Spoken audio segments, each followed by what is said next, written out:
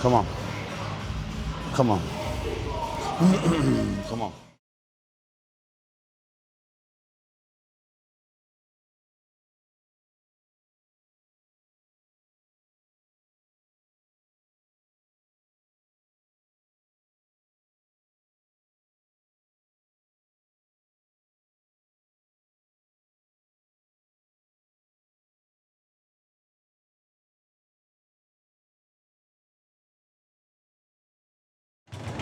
Come on. Oof. Oof. I felt heavy. I felt heavy. Thank you, bro. All right. We'll give myself 10 minutes rest and we go again. Let's go.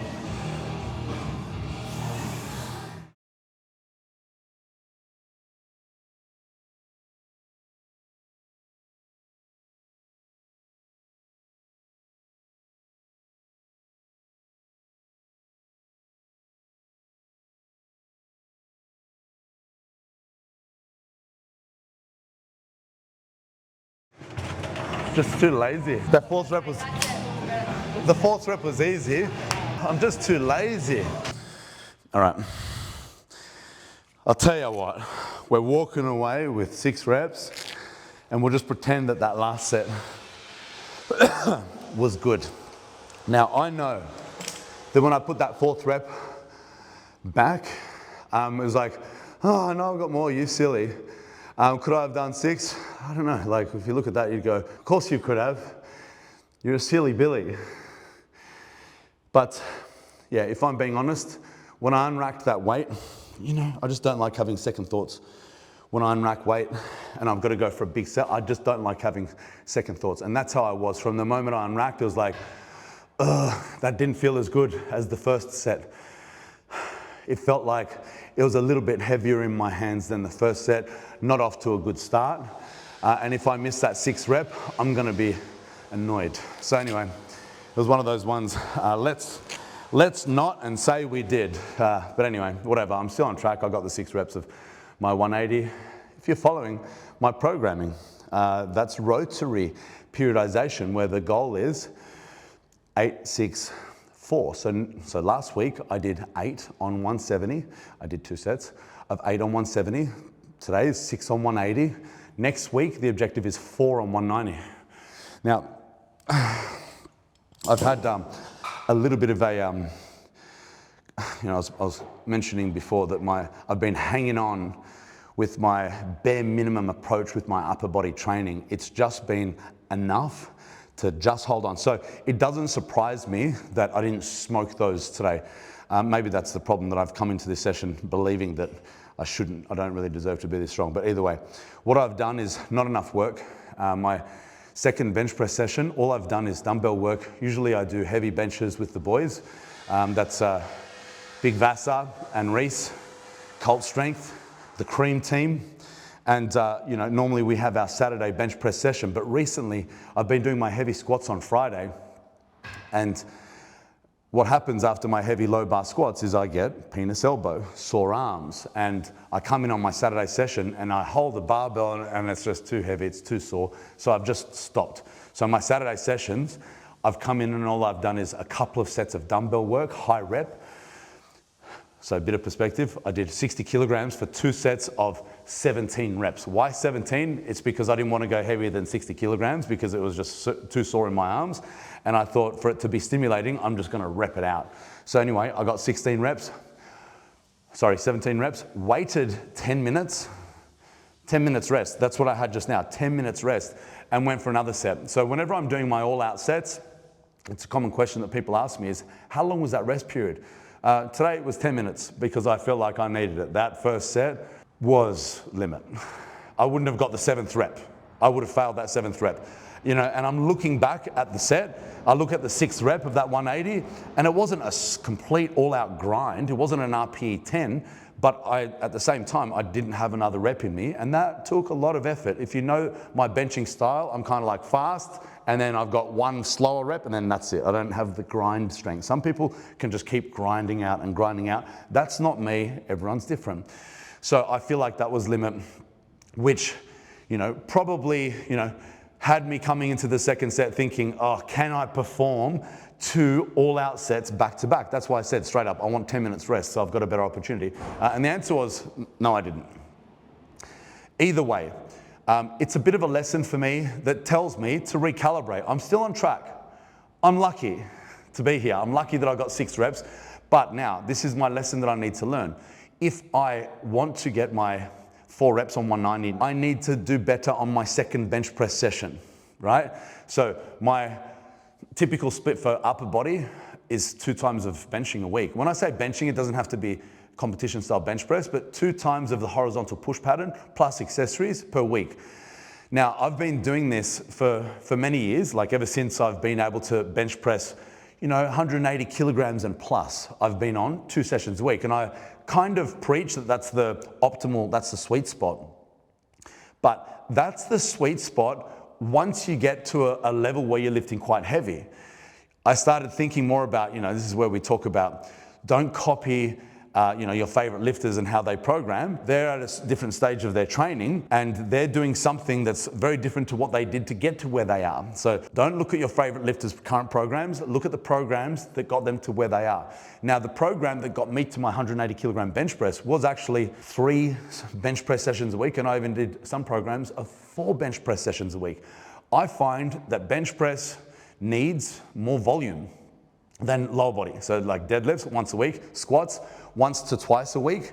Bench press, for me now it's 2 times a week. But what I've been is very lazy, and I would call that 1.5 sessions per week. So that's not enough. That is not enough. So that's my lesson learned. Anyway, I'm not gonna get too much into it because I don't wanna cool down. I've got to do my accessories. Last week on the incline, I did 60 kilograms for 12 reps. So this week I'm gonna do 65 kilograms for, 10 reps. Let's give it a go.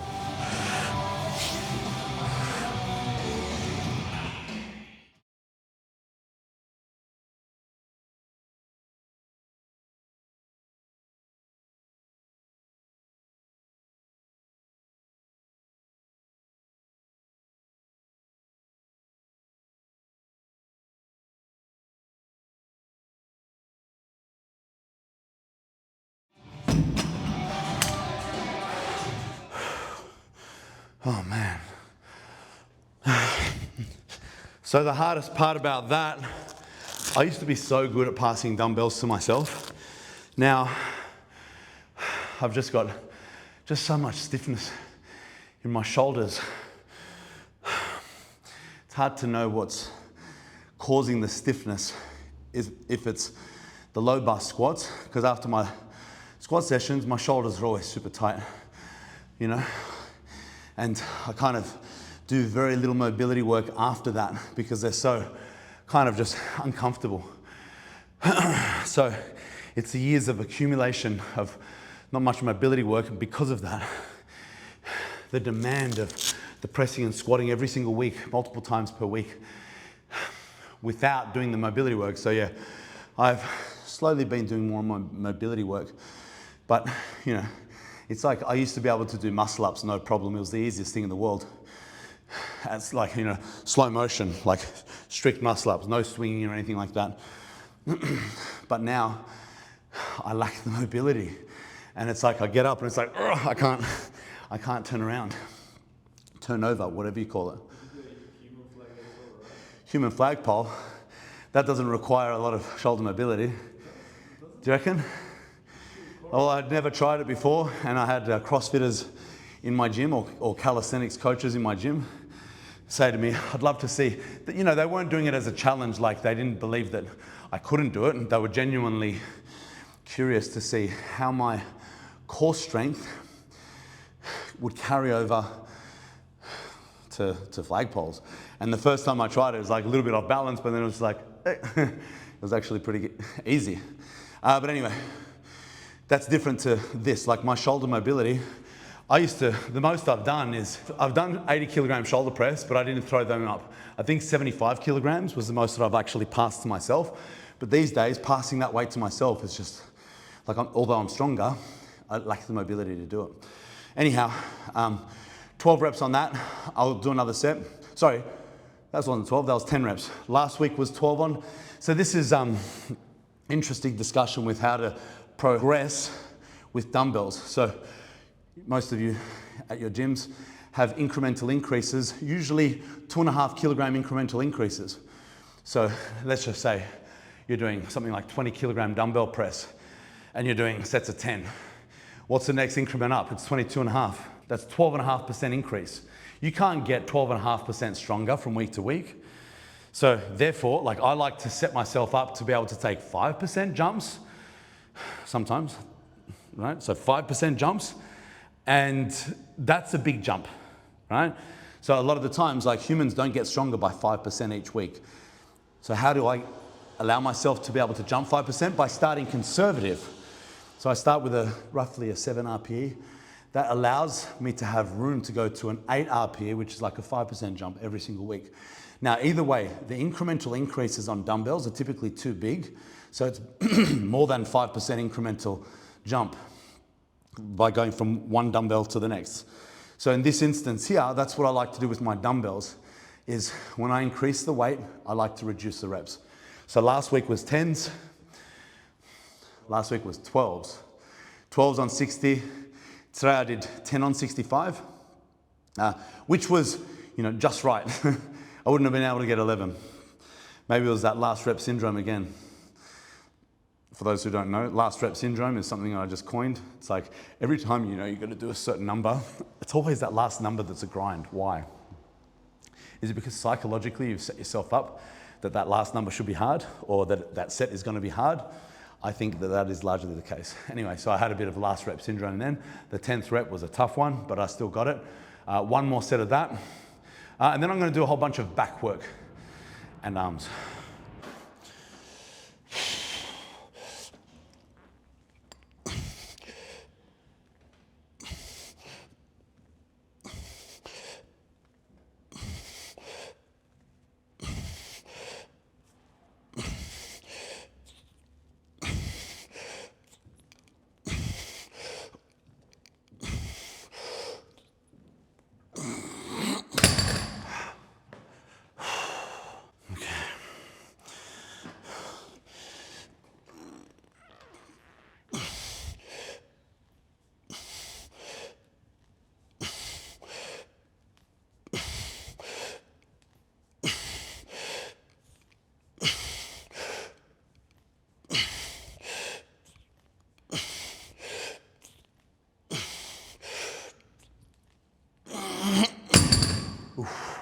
That feels good, actually.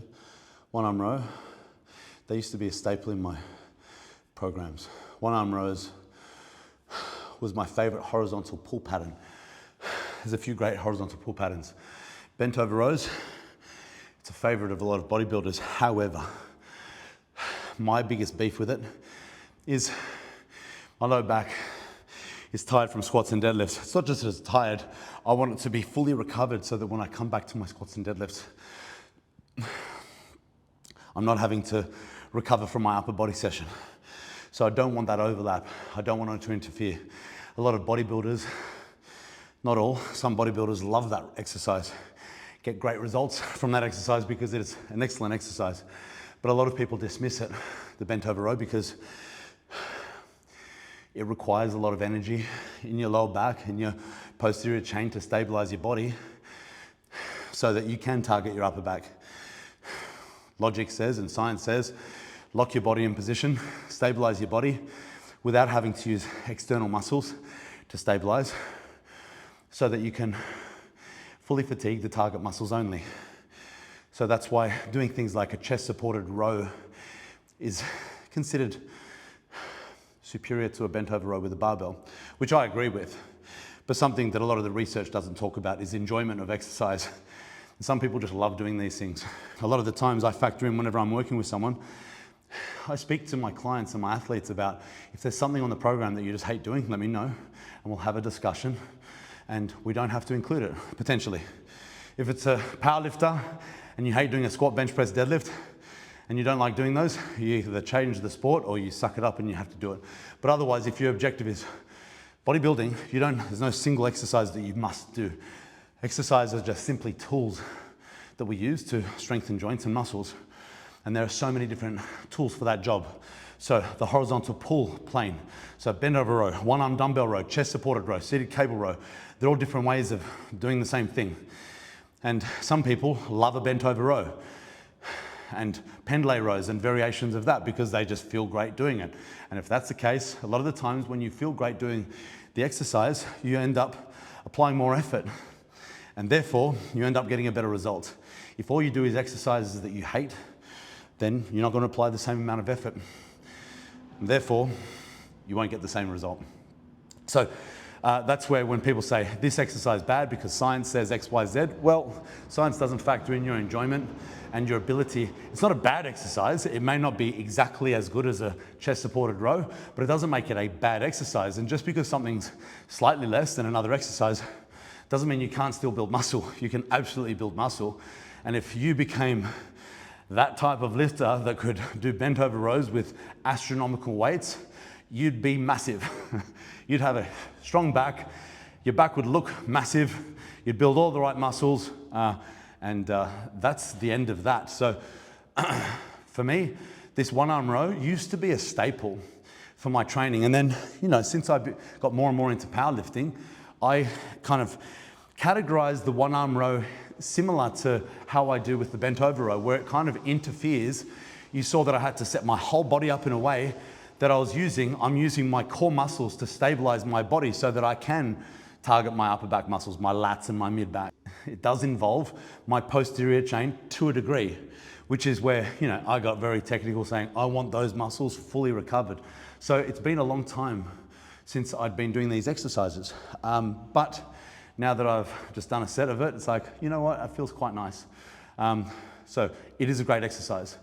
It is a great exercise, and I'll be including a lot more of these. One more set. We'll do one more set for sure. So that's another discussion is whenever you do unilateral exercises, whenever you rest, how long do you rest in between? I like to rest in between arms. So you do one side. Instead of what I used to do was one side and then straight into the other side, and then I'd rest whatever the prescribed rest period was, 4 minutes, 5 minutes, whatever it is.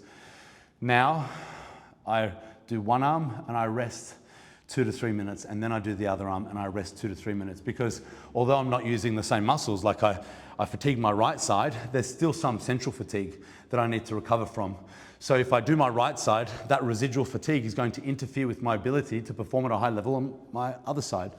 So big exercises, like a heavy one arm row, especially things like lunge patterns where you're using huge muscles, and overlapping muscles. So when you do a lunge on one leg or a Bulgarian split squat or whatever it is on one leg, you're still using your core to stabilize your body.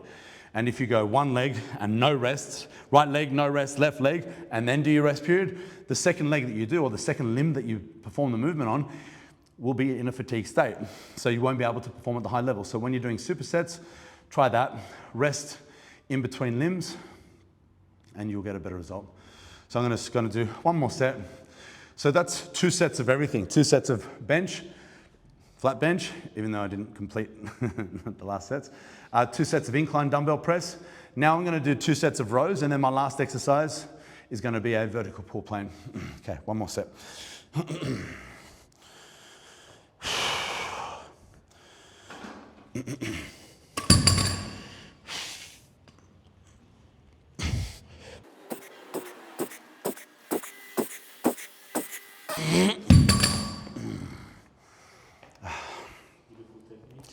You like that? Thank you. Thank you. I'm going to show you the technique, show you the things that I think about here. I'll tell you what I think about. I think about solid, stable base of support. A lot of people, when they do their rows, they know one hand, 1 foot, and here we go. This is me considering I used to do a lot of jiu-jitsu, and with jiu-jitsu, we always talk about base of support. I say we as if I still do it. That was many, many years ago. Blue belt, by the way. And it's very important to have a strong base. And so whenever I was doing these exercises, it's like, oh yeah, makes sense, you want a strong base. So this is how I have a strong base when I do these exercises, is I post my leg out. I don't just keep them here narrow. I post that leg out, so it's a nice, stable base of support. Right hand, so I position my body as if I'm on 2 legs and 2 hands. So this is the exact same. So if I had a bench that I was resting on, that's what I would look like, but I don't have a bench, so this is how I'm stabilizing my body. And that's a strong position. So I believe that it's the strong, wide base, that leg, post that out wide. That's gonna put you in the best position. Okay, 10 reps.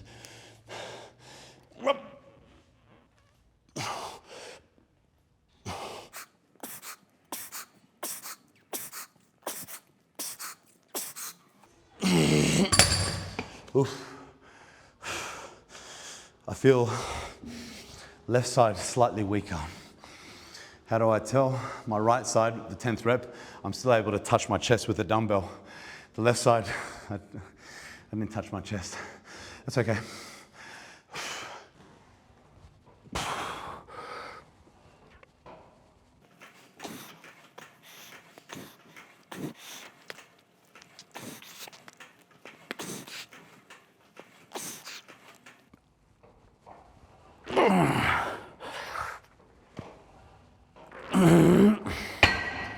Oof. I don't know if I miscounted. That was either 15 or 16. I know it wasn't less than 15. The objective was 15, and I'm going to do another set. So I do lat pull downs most weeks, and phase by phase, I change the handle. So check out these handles, they're just neutral. Last phase, I use this one, which is kind of more pronated. So that's the difference between these two. This is more neutral, just a very slight different angle. So it's an interesting topic where a lot of people say to follow programs, don't change your programs so frequently because you're stealing the progressions. So you got to keep on follow your program until you stop progressing. So that's a very common thought. That's not unintelligent, but the reason why people are talking about that is they say too much variation in your training is going to interfere with your progression. Now that's based on the assumption that the variations that you're using are drastic variations, but most intelligent athletes don't use drastic variations, so that's the extent of my variation. So I do lat pull downs in most programs, and those are the variations that I use. Rep range change, as well as slight grip change. I've gone from slightly pronated to neutral. And then on the next phase, I might go back to a slightly wider grip pronated, and those are the adjustments. Same with bench press. I'm always bench pressing, but sometimes I'll use a spotto press, sometimes I'll use a slightly closer grip, sometimes I'll do a flat foot with no arch, but I'm always benching. Dumbbell pressing, I'll go from a 30-degree incline to a 45-degree incline or a 15-degree incline. So those small adjustments from phase to phase, that's the extent of my variations. And I like to change my programs every 4 weeks. And a lot of people nowadays say 4 weeks is too frequent. Okay, if you say so, I'm able to achieve some pretty good results with myself, as well as some of my amazing athletes that I've worked with that have achieved world records. So I'm going to stick to what I know, which is 4 weekly programs, but I'm not closed off to longer durations. Now here's my beef with longer durations of programming, is when I write a program for someone, I want to set you up so that you can progress every single week. So with a 4 weekly program, remember what I said earlier, I like to jump by about 5% in load every week. So if you're jumping in 5% load for 4 weeks, you're basically starting quite conservative to allow room for those 5% jumps. And then by week 4 of the program, you're at your limit, like you're pushing it. And I'd say even kind of what I like to consider is when I get a program, I like to think, what do you think you can do today if you're pushing your limit? What number do you think for these prescribed reps and sets, if you were to push your limit? So get that number in your head. I'm gonna save that for week 3. Week 2 is 5% less than that. And week 1 is 5% less than that. That's how conservative I am on week 1. But then look at week 4. It's 5% more than what you think you can do currently. So that means today, if I was to write you out a program, the number that I set for week 4, if you were to do it today, you wouldn't be able to do it. I'm setting you up so that you have 3 great weeks of practice. Week 1 is quite conservative, week 2 is a little bit harder, week 3 is pretty damn hard, and week 4, that's when you're pushing above your base level. And then we repeat that process. Now, if you were to do that with an 8-week program, how do you set yourself up to be able to progress for 8 weeks straight? Maybe you can, but what are the incremental increases? So this is where I say 5% incremental increases. That works for a 4-week program. But if you're doing it over 8 weeks, you can't jump by 5% each week. So the incremental increases need to be a lot smaller. That's what you need to factor in. Don't come in on your 8-week program pushing as hard as you can on week 1, because what are you going to do on week 2? Progress. And how long can you progress for if you're pushing your limits on week 1 and you're trying to perform a program or a mesocycle for a long period of time? I've worked with a lot of people that follow 8-week programs, and they're up to week 4, week 5, and they say, I'm already missing reps. My program's really hard at the moment. It's like, well, that's why I like to do shorter programs, to set myself up so every time I come into the gym, I'm moving forward. So, that's the next discussion on how hard you should be training and should you train to fail or not. Well, if you look at my setup, week 1, you're not training anywhere near fail, but week 4, you're getting very close to it. So I'm not on team don't train to fail or yes, train to fail. It's kind of like use a strategy. Sometimes go to fail so that you understand what your limitations are. You know what fail is, because if you've never failed, how do you know how many reps in reserve you actually have? So it's important to know your limitations, as well as it's important to get the most out of your training and train hard. However, if you do that every single time you come into the gym, you're missing reps every single time you come into the gym, this is where fatigue accumulates, and this is where, in my opinion, most people reach their plateaus, because you're trying to train as hard as you can every time you come into the gym. The analogy that I use is to compare it to a marathon. You have to run pretty hard and work pretty hard if you want to do well in a marathon, but that doesn't mean sprint as fast as you can at the very beginning of the race. You want to set yourself up so that you can have a successful entire race, not just the start of the race. So if you sprint the start of a marathon, put yourself in that position, because I've never run a marathon, I'm sure you're not going to be able to hold that pace throughout the entire race. That's the way that I like to consider my programming. Start conservative to allow room for a strong finish. Anyway, I'm going to do another set, and that's going to be the end of my session. I've enjoyed this session. I feel good, even though I missed a rep or 2 reps. Don't tell anyone. With my bench press, I still got 6, which is what the goal was. Next week, the goal is 4 reps on 190. What do I need to do to get that? I'll tell you what I need to do. I need to step up on my second upper body session and do a little bit more work. Anyway, I hope you enjoyed that. Click like, subscribe, all that stuff, and I'll see you next time. I'm going to ask you a question if you want to answer. Gym goers just show up with no program and they do whatever they do in the gym. And they always stall, like they literally don't see any results. But they still showing up in the gym expecting something different. Yeah. How would you... There's a lot to be said about that. This is a discussion on, do you follow a program or do you not follow a program? Now, this is a whole new topic, and that is, whether or not you need periodization. So this is a debate, and this is a discussion that has been researched. And the research consistently comes back that when your goal is sports performance, periodization, which is setting yourself up with a long-term plan, is superior to not periodizing or just coming in and training intuitively. Periodization consistently wins. But when it comes to hypertrophy, the results aren't the same. Periodization or not periodizing and coming in and winging the session is seen as equally as effective as coming in with a plan. Now, here's my take on this. The research is not done on high-level athletes. The research is done on beginners and intermediates. And when it comes to hypertrophy, the reason why they say that the results are very similar, whether you follow a plan or don't, you can achieve the same amounts of hypertrophy. The reason is because hypertrophy training is very forgiving. What does that mean?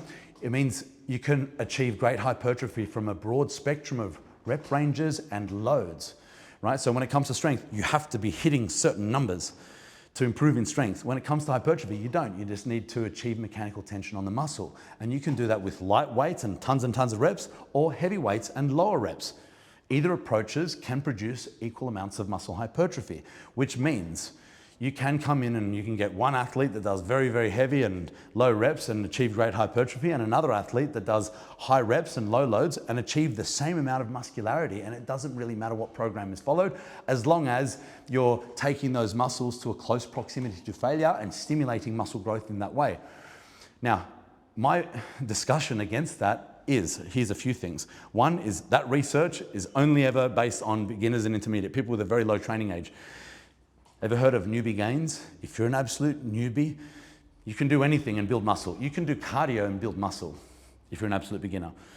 So, you can kind of, my daughter, who's 15 years old, could write you a program if you're a newbie and you'd build stacks and stacks of muscle. You don't need to be very complex as an absolute beginner.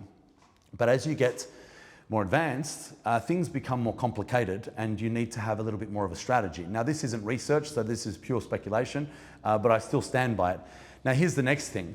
There's a big discussion on how often should you change programs, and people talk about tricking your muscle into growth. That's a myth. So I've heard people say, change the program every single week. I mean, that's where kind of CrossFit stemmed from, is you need to be prepared for the demands of life, and the demands of life are very unpredictable. So why would you follow a program? You need to be able to turn up on any given day and to be able to perform anything, right? So people have that kind of mindset and it sounds nice and logical. However, when it comes to progressing in the gym, there's a few adaptations that occur with your body. The adaptations are the way that you improve. One is a cellular adaptation and two is a neural adaptation. So to put this simple, the cellular adaptations are things like muscle growth. That's changes on a cellular level. That's increase in muscle size is one of those adaptations. Now, that's not the first adaptation that occurs. The first adaptation is the neural adaptations. That's your brain's ability to talk to your motor units or to talk to your muscle fibers and get them to work. There's different levels of that. So one is called intramuscular coordination, which is your ability to contract more muscle fibers within that muscle. So an absolute beginner, so to contract your bicep, you flex your bicep, 100% of my bicep fibers aren't firing here. And I can't maximally contract all of those fibers voluntarily. But the more advanced I get, the higher the percentage of that muscle I can recruit. So that's one neural adaptation. Another one is intermuscular coordination, which is your brain's ability to get, so I'm doing a pull down. So it's my brain's ability to get my bicep, my elbow flexors and my lats and my mid-back muscles to all work together to overcome that weight. That's intermuscular coordination. So those are the first adaptations that take place. So when you perform a new program, those are the first improvements that you make. So if you perform whatever weight on week 1 and you improve on week 2, it's most likely because of the neural adaptations, of the neural improvements, your brain's ability to talk to your muscles, rather than cellular adaptations. So week 1 or the early days, the first sessions of your program, the neural adaptations is what is behind the improvements in your strength and performance. And then the more you perform that same program, the better you will be at achieving cellular adaptations, which is the muscle hypertrophy. So if your objective is muscle hypertrophy, you need to be repeating that program multiple times so that you can apply the principle of progressive overload and start to see cellular adaptations or muscle growth. Right? So if all you're doing is coming in week to week and just winging your program and doing something different every single week, you're never giving your body an opportunity to familiarize yourself with your program and then improve on it and therefore grow. Right? So therefore, that's different between programming and periodization. They're two different things. So periodization doesn't mean programming. The program is what I spoke about, where you need to not just come in and wing it every time. So following the same program week after week for multiple amounts of weeks, that's pretty important. That's where, following the principle of progressive overload, that's where that happens. But then the long-term plan, that's what periodization is. And that's where the research comes, where it's kind of very similar with, do you achieve more results with hypertrophy with periodized versus non-periodized? And the results are pretty equal. I still will always bias following a plan at the highest level. It doesn't mean that they are following a plan like it's set in stone. The best athletes in the world have a generalized plan so that they can have some type of a structure when it comes to timing on, when they need to spend time with the calorie surplus, when they need to move into a deficit, when they need to start considering, losing fat or working on a specific muscle group or physical quality. It's a great way of planning a nice timeline for the long-term plan, which is different style of periodization to sports performance, where we're splitting up our long-term plan into building work capacity, building muscle, building strength, and peaking. So these are the different phases that performance uses for their periodization. It doesn't mean that hypertrophy athletes or aesthetics athletes can't benefit from organizing their training into a long-term plan. Anyway, that's a very long-winded discussion where I've kind of discussed the pros and the cons of following a program. And of course, I bias following a program. Yes, you can wing it. You can come in and train intuitively and achieve some results, but you're always going to get a better result if you write out a plan. Anyway, I hope that all made sense. I said